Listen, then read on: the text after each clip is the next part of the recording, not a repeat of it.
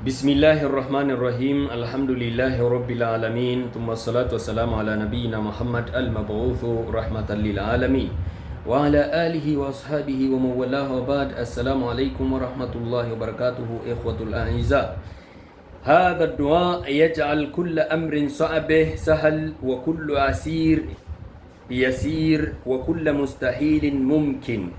Ninakuletea dua ambayo itajalia au kwa kupitia dua hiyo kila jambo lako lilokuwa gumu litakuwa jepesi, na kila jambo lilokuwa gumu kwako wewe litawezeshwa, litafunguka kwa uwezo wa Allah tabaraka wa taala.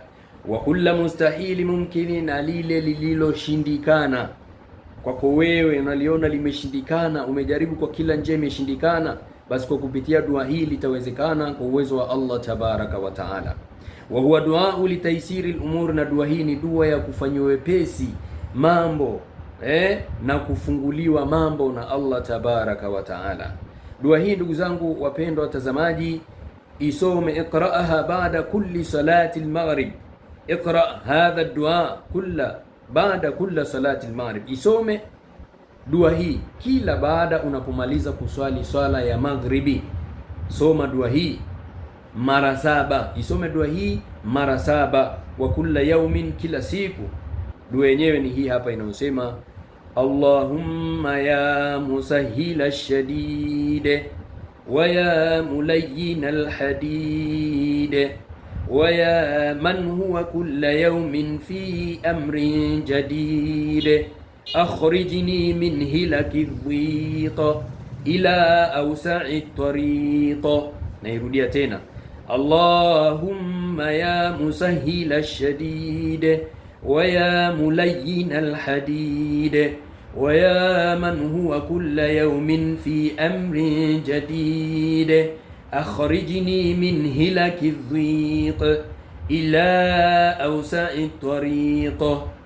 Allahumma ya musahhila ash-shadid wa ya mulayyin al-hadid wa ya man huwa kulla yawmin fi amrin jadid akhrijni min hilaki dhiqi ila awsa'i tariqa. Utaisoma dua hii mara 7. Wallahi dua hii ni mujarrabu sana. Dua hii ni kwa ajili ya mambo yaliyoshindikana, mambo magumu, mambo mazito. Soma dua hii kila baada ya swala ya magharibi. Ukishamaliza usiondoke pale, soma dua hii mara 7. Satara ajaban, utaona maajabu. Soma kila siku ndugu yangu, soma kila siku, utaona tu matatizo yako yale Allah subhanahu wa ta'ala atakwenda kuyamaliza kwa idhini yake na kwa baraka ya dua hii.